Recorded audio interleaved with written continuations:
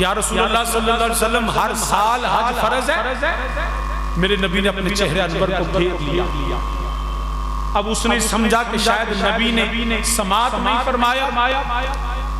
وہ شخص دوسری طرف سے آیا جدھر میرے نبی کا بددعا چہرہ تھا.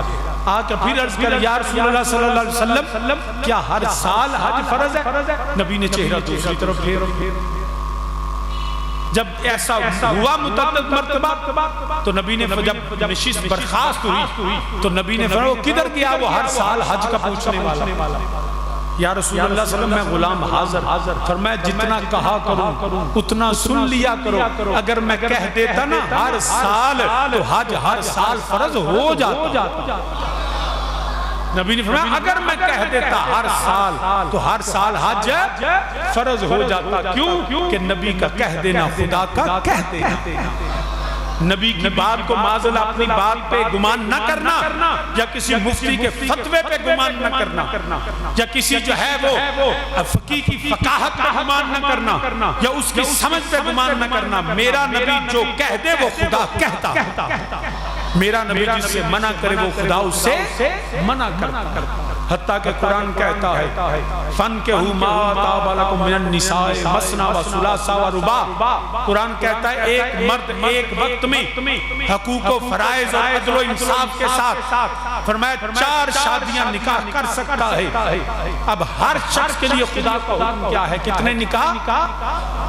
اونچا بولیے کتنے؟ 4 نکاح کر. لوگوں نے اس بات کو بھی مذاق اڑایا کہ جی دیکھیں بڑی ظلم ہے عورت کے ساتھ. It's against the norms and the notion of the international standards of the human rights.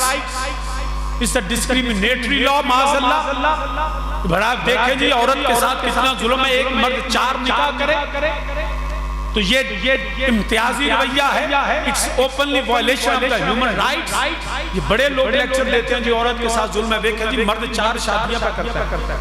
میں جب اپنے تعلیمی سلسلے میں ملک سے باہر تھا میری یہ ٹیچر تھی انٹرنیشنل ہیومن رائٹس میں. وہ پورا اس نے لیکچر دیا اس بات کہ جی عورت پہ ظلم ہے, عورت پہ جبر ہے, عورت کے ساتھ زیادتی ہے, یہ وائلیشن ہے ہیومن رائٹس کی, وومن رائٹس کی. تو بڑا لمبا لیکچر دیا.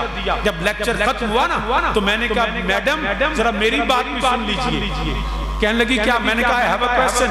کہتی کیا؟ میں نے کہا جی ہمیں تو جب یہ قرآن آیا نا اس وقت عرب کے کلچر میں یہ تھا کہ نکاح کا کوئی تصور باقی نہیں رہ گیا. جس سے چاہے نکاح کر لیا جاتا اور طلاق ہی نہیں. ایک مرد 20-50 عورتوں کے ساتھ اپنے جنسی تعلقات قائم رکھتا. unlimited sexual relations سے اور بغیر ظلمن جبرن رکھا جاتا. اور جو ایک دفعہ کسی کے گھر میں آ جاتی وہ باہر جا نہیں سکتی, ان کو رکھا جاتا تھا. میں نے کہا unlimited جنسی تعلقات کو قرآن نے لیمٹ میں لے کے فرمایا خبردار کوئی 10-20-50-100 عورتوں کے ساتھ نہیں. فرمایا زیادہ سے زیادہ تم 4 عورتوں کے ساتھ نکاح کر سکتے اور ان عورتوں کے حقوق اسٹیبلش ہوں گے. ان کے نان و نفقہ, ان کا کھانا پینا, ان کی عزت کی پاسداری تمہارے ذمہ ہوگی. کہاں رہے گی, کیا کھائے گی, یہ عورت کی سردرد نہیں, یہ مرد کی سردرد ہے. تو میں نے کہا کہ غیر محدود کو اللہ اور اس کے رسول نے حد میں لے آئے. تو یہ عورت کے حقوق کا تحفظ کیا. لیکن تم اس بات پہ بھی اعتراض کرتے ہو کہ جی 4 نکاح بڑا ظلم ہے. میں نے کہا اس بات پہ ہمیں فخر ہے. As a Muslim we are proud of that. We have 4 mothers. 4 مائیں ہیں ہماری, ہمیں اس بات پہ فخر ہے. میں نے کہا ہمارا باپ ایک ہے. مائیں کتنی؟ اونچا بولے کتنی؟ ویسے تو خالہ بھی ماں, پھوپھی بھی ماں, عزیز ملے دی بھی ماں جی آنے. تقدس کا احترام کا رشتہ ہے. تو میں نے کہا ہمیں فخر ہے. ہمارے باپ کتنے؟ مائیں کتنی؟ 4. میں نے کہا تم کہتے ہو یہ ظلم ہے عورت پہ. میں نے کہا تم ذرا گنو نا, تمہاری ماں تو ایک ہوتی ہے, کبھی تم نے باپ گنے؟ یہ ظلم ہے کہ یہ ظلم ہے کہ تمہارے یہاں پہ جو تعلقات ہیں وہ تم کیسے؟ یہ جی بوائے فرینڈز ہیں، ایک ایک عورت کے 20 بوائے فرینڈز، ایک ایک مرد کی 40 گرل فرینڈز، روز جو ہے وہ نئے دوست بنتے ہیں، اس کا نیا بوائے فرینڈ آیا، اس کا جو ہے وہ نئی گرل فرینڈ آ گئی۔ میں نے کہا یہ ظلم ہے کہ نکاح تو ایک سے کرتے ہو اور راتیں جو ہے وہ بیسیوں کے ساتھ گزارتے ہو۔ ارے اسلام نے کہا خبردار، نہ کوئی بوائے فرینڈ ہے، نہ کوئی گرل فرینڈ ہے، نہ تمہاری غیر عورت سے کوئی دوستی ہے، دوستی ہے تو یاد رکھنا اس کو نکاح میں لے کے آؤ اور وہ تمہاری دوست ہے، اور 4 سے زیادہ تم غیر محرم عورتوں کے ساتھ 4 سے زیادہ نکاح کر نہیں سکتے۔ اس کے بعد تمہاری ماں کا رشتہ ہے، تمہاری بہن کا رشتہ ہے، تمہاری جو ہے وہ پھوپھی اور خالہ کا رشتہ ہے۔ ارے ہمارا باپ ایک ہے، مائیں 4 ہیں۔ ارے ظلم تو یہ ہے کہ باپ کا پتہ نہیں ہوتا اور ماں ایک ہوتی ہے۔ اصل میں یہ عورت کے ساتھ ظلم اور زیادہ، یہ ظلم ہے عورت کے ساتھ کہ انہوں پتہ ہی نہ ہوئے وہ بچے کے وراثت کہاں سے لے گی۔ یورپ میں دکھاؤ کئی بغیر نکاح کے جو انلیجیٹیمیٹ چائلڈ ہیں، ان کا وارث کون ہے؟ کس باپ کے سے نان و نفقہ لیں گے؟ کس باپ کی تربیت میں رہیں گے؟ کس باپ کی وراثت کے حقدار ہیں؟ کوئی نہیں، بس پیدا کیے جانور کی طرح مر گئے۔ یہ ظلم ہے عورت کے ساتھ کہ جو انلیمیٹڈ تمہارے تعلقات ہیں۔ اسلام نے ظلم نہیں کیا، اسلام نے تو عورت پہ رحم کیا۔ میرے نبی دو عالم صلی اللہ علیہ وسلم نے 11 نکاح فرمائے، اور یہ میرے نبی کی استثناء ہے، کوئی اور نہیں کر سکتا۔ لیکن ان میں سے یہ دیکھے کوئی بیوہ تھی، کوئی طلاق یافتہ تھی، میرے نبی نے ان کو اپنے حرم میں لے کے بتایا، لوگوں جب کسی کا بجائے اس کے تو کوئی بیوہ ہو، کوئی مطلقہ ہو اور اس کو ایسے ہی چھوڑ دو، اور میں نہیں نکاح کرو اور اس کے بچوں کے کفیل بن جاؤ۔ یہ ہے اسلام کا خوبصورت چہرہ۔ تم تو ظلم کرتے ہو اور نام اسلام کا لیتے ہو، پھر کہتے ہو، نعرے لگواتے ہو، مائی باڈی مائی چوائس، میرا جسم میری مرضی۔ نہیں، یہ عورت کے ساتھ ظلم ہے۔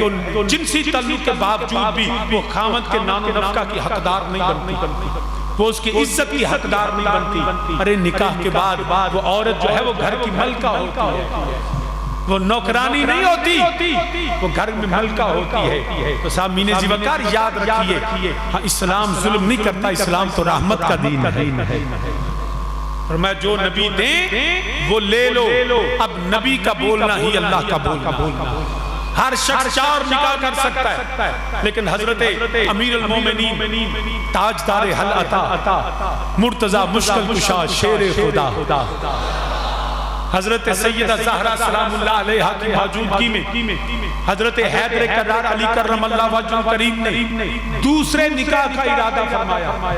میرے نبی منبر پہ بیٹھ گئے، فرمایا سنو لوگو، میرے نبی کی بیٹی اور نبی کے دشمن کی بیٹی یکجا نہیں ہو سکتے، ایک گھر میں نہیں ہو سکتے۔ فرمایا یاد رکھنا علی، تم پہ دوسرا نکاح میری بیٹی کی موجودگی میں منع ہے۔ اب دنیا میں کسی کے لیے دوسرا نکاح منع نہیں، مگر حیدر کرار کے لیے منع کر دیا گیا۔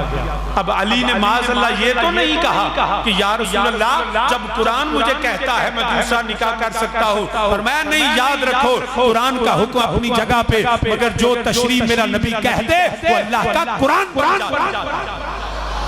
علی کے لیے دوسرا نکاح حرام ٹھہرا، کیونکہ نبی نے کہہ دیا، جو نبی کہہ دے وہی قانون خدا، جو نبی کہہ دے وہی اللہ کا قانون۔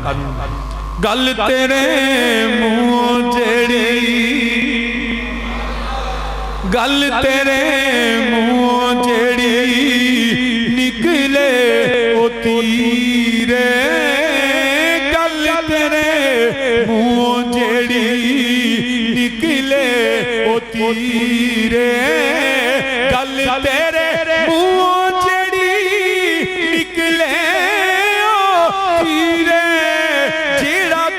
اشارہ کرے وہی تقدیر، جڑا تو اشارہ کرے وہی، مل کے میرے نالا کو گل تیرے منہ جڑی نکلے وہ تیرے، گل تیرے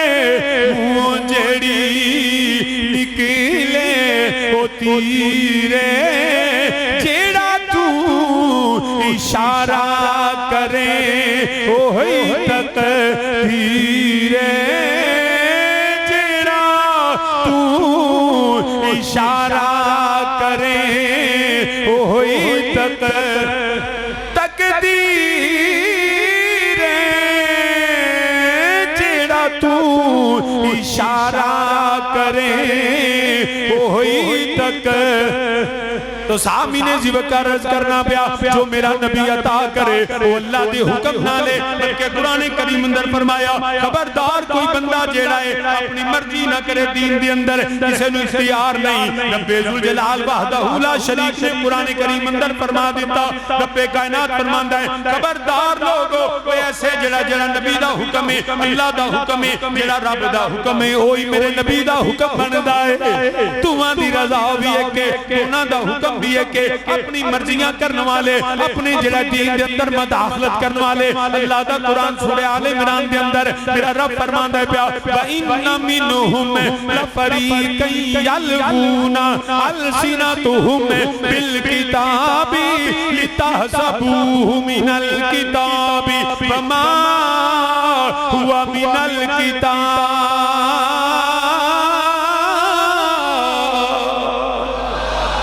فرمایا لوگوں یاد رکھنا وَإِنَّ مِنْهُمْ لَفَرِيقًا يَلْوُونَ أَلْسِنَتَهُمْ بِالْكِتَابِ فرمایا اور ان میں کچھ وہ ہیں جو زبان پھیر کر کتاب میں ملاوٹ کرتے قرآن کے حکم کو اپنی مرضی سے اس طرح بیان کرتے اور فرمایا لِتَحْسَبُوهُ مِنَ الْكِتَابِ وَمَا هُوَ مِنَ الْكِتَابِ کہ تم یہ اس لیے وہ ایسا کرتے ہیں کہ تم یہ سمجھو کہ یہ بھی اللہ کا حکم ہے یہ بھی قرآن ہے وہ جھوٹی باتیں بتاتے ہیں اور قرآن کی طرح بیان کرتے ہیں اور زبان کو پھیر دیتے ہیں اور ملاوٹ کرتے ہیں اس میں علماء نے یہ بھی لکھا کہ جس طرح قرآن تلاوت کیا جاتا اس طرح کوئی اور بات تلاوت نہ کرو تاکہ لوگوں کو شک نہ پڑے کہ یہ قرآن ہے یا کوئی اور بات قرآن کا ایک اپنا جدا گانا انداز اسی طرح قرآن بیان کرتے ہوئے لوگوں پہ وضاحت کے ساتھ بیان کرو کہ یہ قرآن ہے اور یہ میری بات ہے میں اس کی تشریح کر رہا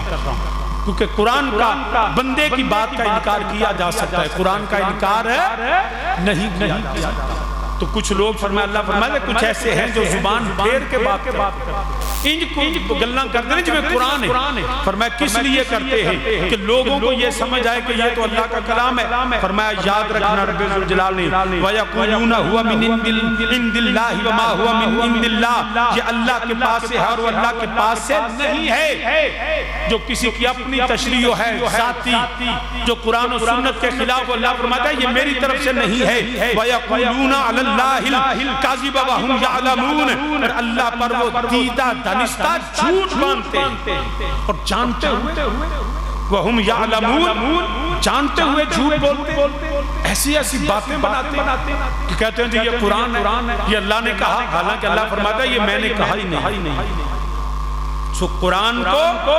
مہجور نہ کرو اپنی مرضی سے قرآن کی تشریح و تفسیر نہ کرو قرآن کی تفسیر کرنی ہے تو قرآن سے کرو قرآن کی تفسیر کرنی ہے تو مصطفیٰ کی زبان سے قرآن کی تفسیر کرنی ہے تو ان مفسرین کی رائے پہ کرو جن کو میرے نبی نے قرآن سمجھا دیا وہ میرے نبی کے اصحاب ہیں یا وہ لوگ الذین وہ لوگ صراط الذین انعمت علیہم جن کو اللہ نے جن پہ انعام کر دیا جن کو اللہ نے راسخ علم دیا وہ علم دیا جو میرے مصطفیٰ کے در کی خیرات